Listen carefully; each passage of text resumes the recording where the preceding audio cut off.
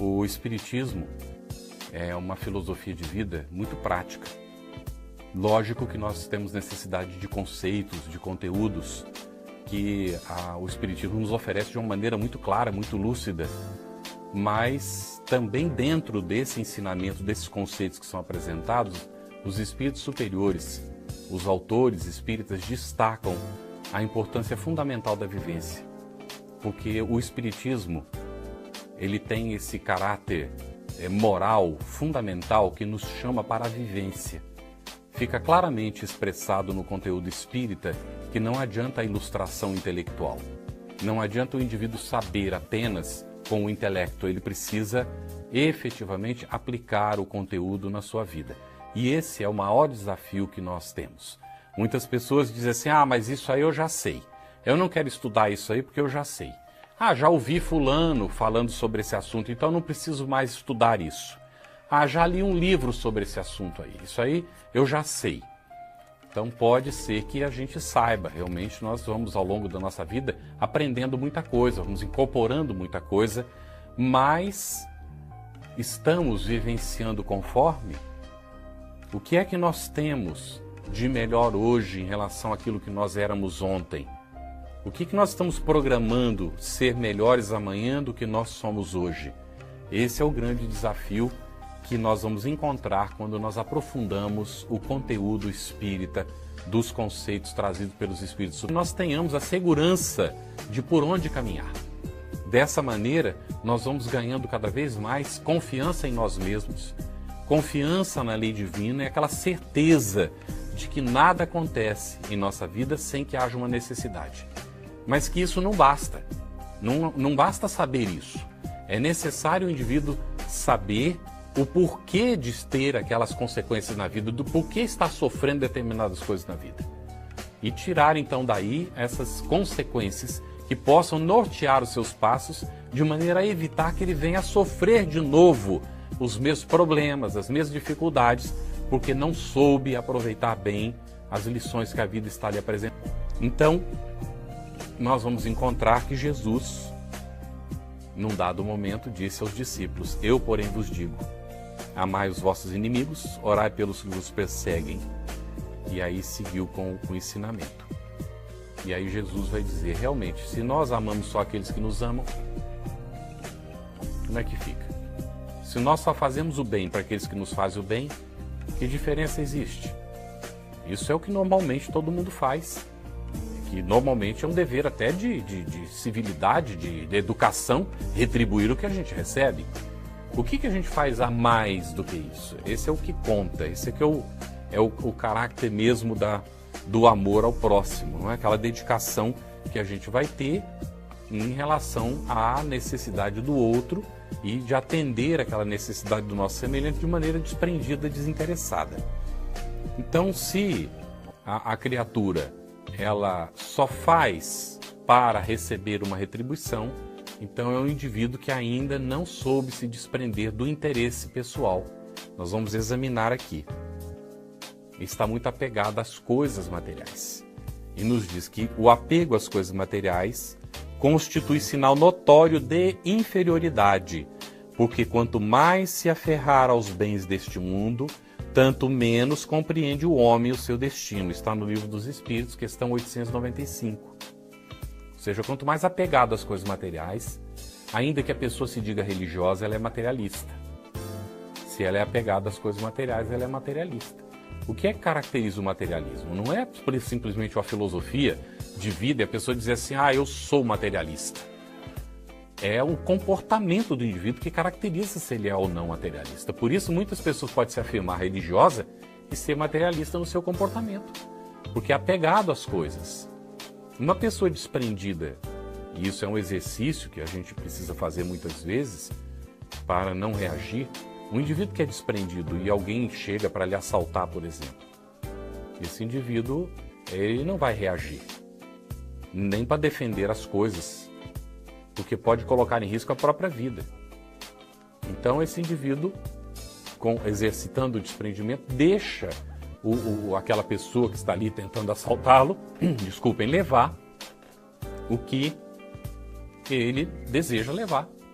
que é melhor que leve os bens que estejam ao alcance do que tirar a vida do indivíduo que está sendo ameaçado. Então não vai haver reação para provocar um mal pior do que aquele que já está acontecendo. Daí, exercitar isso na nossa mente. É uma luta, porque muitas vezes a gente pensa, mas se me assaltar eu vou fazer isso, eu vou fazer aquilo, eu vou não sei o quê. E às vezes nessa reação é que as coisas piores acontecem. É pensar, examinar, ver a circunstância, não há outra saída, não vê outra possibilidade segura, deixa levar o que está sendo assaltado, que é mais seguro, não é? Porque aí é um exercício, inclusive, de desprendimento dos bens que estão sendo levados pela pessoa que está assaltando ali. Muitas técnicas estão sendo utilizadas na modernidade, especialmente nos grandes centros, das pessoas abordarem e retirarem as coisas dos outros. O equilíbrio, ele é fundamental. E o apego a essas coisas materiais, ele pode significar inferioridade no campo da evolução moral do indivíduo. Mas nós temos que estar atentos que é um caráter da perfeição do indivíduo o hábito da previdência. Ou seja, a prodigalidade, ela é uma enfermidade psicológica, psíquica. Não é uma coisa boa. O indivíduo que dá tudo e não tem domínio da própria situação. Mas lá no Evangelho, não está dito que era mancebo rico, por exemplo, ele tinha que dar tudo e depois seguir Jesus? Ótima lembrança. No entanto, vamos examinar a situação específica. Qual era o problema do jovem mancebo? Justamente o apego aos bens materiais. Ele era muito apegado e isso atrapalhava a vida dele. Tanto é que ele gastava o tempo dele com jogos, ele não trabalhava, ele não se dedicava a nada útil. Ele ficava se divertindo com os amigos o tempo todo. Então ele estava sentindo uma preocupação com o assunto já. E foi procurar o mestre. Mas quando o mestre disse para ele que ele tinha que se desprender das coisas materiais, que esse é o sentido daquilo que Jesus falou, ele então teve dificuldade, porque ele era muito apegado àquilo que ele tinha. Esse apego era tão grande que ele então não conseguiu seguir a Jesus. Ele foi cabisbaixo e voltou para aquilo que ele vinha fazendo. Não é? E, inclusive, há um registro de Amélia Rodrigues, se não me falha aqui a memória, foi no dia seguinte jogar com a biga e veio a desencarnar. Então, as situações que a gente está vivendo, a gente tem que examinar. Nós vemos a nossa própria necessidade. O indivíduo que pega os seus bens e é esbanjador, ele é um pródigo. E isso pode trazer problemas para ele. Depois ele se torna um peso para a sociedade. É desprender-se. Desprender-se significa saber também administrar bem. A pessoa tem os bens que lhe chegaram de alguma maneira, então administrar aquilo não só para proveito próprio, mas para proveito do seu próximo, do seu semelhante. Esse é o grande desafio. É o indivíduo saber utilizar o que tem para bem do próximo. E quando surgir a circunstância de dar com desprendimento. Quando surgir a oportunidade de auxiliar alguém, auxiliar sem ficar calculando as consequências do auxílio que está prestando, ou se aquilo vai lhe fazer falta ou não vai lhe fazer falta naquela circunstância em que a pessoa está necessitada. Porque o indivíduo tem confiança no Pai, em Deus, e é equilibrado, é previdente. Ele já sabe aquilo que ele pode sem vir a tornar-se um peso para a sociedade. Então o apego aos bens materiais é um sinal notório de inferioridade, conforme a questão 895 do Livro dos Espíritos. O que caracteriza a imperfeição? Os espíritos dizem, Allan Kardec perguntou a eles, dentre os vícios, qual que se pode considerar radical? Questão 913 do Livro dos Espíritos. E os espíritos respondem, já vou temos dito muitas vezes, o egoísmo. Esse é o grande problema da humanidade, o egoísmo. É o indivíduo egocentrado, é ele querer para ele querer gozar mais do que os outros, ter mais satisfação do que os outros, comer do melhor, aquilo que custa mais caro, é ter os bens que os outros não podem. Então se destacar na comunidade pelo que ele possui, entre aspas, porque ninguém possui nada, tudo é um empréstimo de Deus. Então é uma situação ilusória. O egoísmo é uma coisa muito grave, muito séria, e é uma das chagas da humanidade, junto com o orgulho, são as duas maiores chagas da humanidade. Então o indivíduo precisa trabalhar o egoísmo. E os caracteres da perfeição apresentados por Jesus no Evangelho, eles se desdobram em 3 pontos fundamentais. Então nós vimos o que caracteriza a imperfeição, o egoísmo. Vamos ver agora o que caracteriza a perfeição. São 3 pontos colocados. Jesus disse assim: amar os vossos inimigos. Primeiro ponto. Que antigamente dizia para perseguir os inimigos, para fazer alguma coisa ruim para eles. Mas Jesus revogou essa lei anterior e diz assim: amai os vossos inimigos. É necessário amar o nosso inimigo. Isso não é fácil, porque amar aqueles que nos amam já não é fácil. Imagina amar um inimigo. A pessoa pode até dizer: eu amo, desde que não venha me importunar. Eu amo, desde que fique distante de mim. Então não é amor. Então amar os inimigos é efetivamente uma luta. Aí Allan Kardec vai examinar. Mas o que seria esse amar o inimigo? Seria dar a ele um local no coração igual a gente dá para um amigo? Se é um inimigo, normalmente é uma pessoa que a gente não pode confiar, porque não é digno de confiança. Se a pessoa não é digna de confiança, então lógico que a gente não vai poder confiar àquela pessoa da mesma maneira como a gente confia a um amigo ou confia em um amigo. O lugar no coração vai ser diferente. Mas então o que significaria amar esse inimigo? É fazer a ele todo o bem que seja possível. É não desejar-lhe mal algum. É devolver-lhe, quando ele nos faz o mal, devolver-lhe bem. Isso é amar o inimigo. É não guardar rancor, ódio, desejo de vingança. É saber aproveitar toda oportunidade para vibrar o bem daquela pessoa que se considera nossa inimiga. É assim como Allan Kardec nos coloca. Primeiro ponto, então, amar os vossos inimigos. Segundo, fazer o bem aos que vos odeiam. Como é difícil. Sabendo que uma pessoa odeia a gente, como é difícil você ir e fazer o bem para essa pessoa. Mas a característica da perfeição é essa. É não fazer o mal para essa pessoa que nos odeia. É fazer o bem para ela. É aproveitar a primeira oportunidade que tivermos para fazer o bem a essa pessoa. E a vida vai nos dar a oportunidade, nem precisa buscar. De maneira natural, como existe uma situação de relação de ódio, de desentendimento, a vida vai fazer com que as pessoas se encontrem, se relacionem de alguma maneira, e as oportunidades de fazer o bem para essas pessoas vão surgir. E a pessoa, então, sabendo, estando atenta a isso, vai aproveitar essas oportunidades para, então, firmar em si essa característica, que é a segunda característica da perfeição. Primeiro, amar os inimigos, e outro, fazer o bem aos que nos odeiam. E em terceiro, a orar pelos que vos perseguem e caluniam.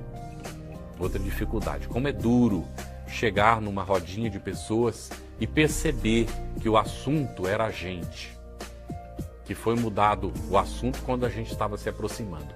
Às vezes a gente percebe isso acontecendo. Então, vamos examinar como nós nos sentimos. Então, nós não podemos também, quando estivermos numa rodinha, falar a respeito de alguém que não esteja presente. Porque aquela pessoa, ainda que ela não veja, não perceba, ela estará recebendo essas vibrações negativas. E ela não se sentirá confortável, assim como nós não nos sentimos confortável ou não nos sentiríamos se nós fôssemos o assunto. Então, quando a gente tem alguém que nos persegue, nos calunia, orar por essa pessoa. Ela estará falando mal da gente, não temos que nos defender. O problema é dela, ela está se auto-revelando quando ela faz isso. Ao invés de estar denegrindo a gente, ela estará se auto-revelando. Agora, se somos nós a perseguir e a caluniar, então aí é um problema grave. Se ainda temos a necessidade de estar perseguindo os outros para nos autoafirmar, precisamos trabalhar isso. Procurar uma casa espírita equilibrada e ir a um atendimento fraterno. Ali, com uma pessoa de confiança, revelar a nossa dificuldade. Se a coisa é mais grave, ir a um profissional da área, um psicólogo, para que ele nos ajude a nos libertar desse sentimento tão negativo que não é ruim para o outro, é ruim para nós. É ruim para quem tem esse tipo de sentimento de rancor, de desejo de perseguir o outro, de ódio. Isso são coisas incompatíveis com a realidade atual do espírita que está estudando e compreendendo os caracteres da perfeição, que são, então, amar os vossos inimigos, fazer o bem aos que vos odeiam e orar pelos que nos perseguem e caluniam. Então Deus, possui a perfeição absoluta, e Jesus vai dizer assim: sede perfeitos como perfeitos é vosso Pai Celestial. Então fica dando a impressão que a gente pudesse ser perfeito como perfeito é Deus, mas não há possibilidade de ser perfeito em todos os aspectos. Mas então Jesus, por que falou aquilo? Porque no aspecto que Jesus estava destacando, como Allan Kardec vai fazer análise, é possível o indivíduo alcançar a perfeição em amor. Amar incondicionalmente. Nós estamos convidados, somos capazes e chegaremos a essa condição de amar incondicionalmente. A todos os nossos irmãos, a todas as criaturas, amar incondicionalmente. E nessa característica do amor, então nós podemos, como Jesus nos convidou, ser perfeitos como Deus, nosso Pai é perfeito, porque Deus nos ama incondicionalmente. Agora, ser perfeito completamente como Deus é perfeito, não está no nosso alcance, porque o universo é infinito. Deus é o incriado, nós somos criaturas dele, então não temos e não podemos ter, não temos condições nem podemos ter a pretensão de ser iguais a Deus, porque não seremos mesmo, isso vai nos angustiar, vai nos fazer sofrer muito, mas nós estamos convidados a amar incondicionalmente. Isso sim nós podemos, isso nos dará o mais pleno prazer que o universo pode proporcionar, a mais plena satisfação que nós podemos encontrar na nossa vida de espíritos eternos. Amar como Deus nos ama. É uma maravilha, algo efetivamente que nos vai fazer sentir o maior prazer que o universo nos pode proporcionar. Feito. Se nós formos observar o resultado de todos os vícios, nós vamos ver que dos mais simples defeitos, nós vamos reconhecer que ali qualquer tipo de sentimento negativo, de imperfeição, vai alterar a nossa capacidade de fazer o bem. Vai trazer um prejuízo para esse sentimento de caridade, de prática do amor, de vivência do amor, desse amor que nós estamos nos referindo aqui ao nosso semelhante. E qualquer que seja esse vício, por menor que ele seja, e aqui colocamos qualquer tipo de vício, seja vícios visíveis aos demais, sejam vícios que a gente cultiva na nossa mente, interiormente, dentro do nosso sentimento, qualquer tipo desses vícios, eles vão finalmente levar à consequência ou à conclusão de que ainda existe em nós egoísmo e orgulho.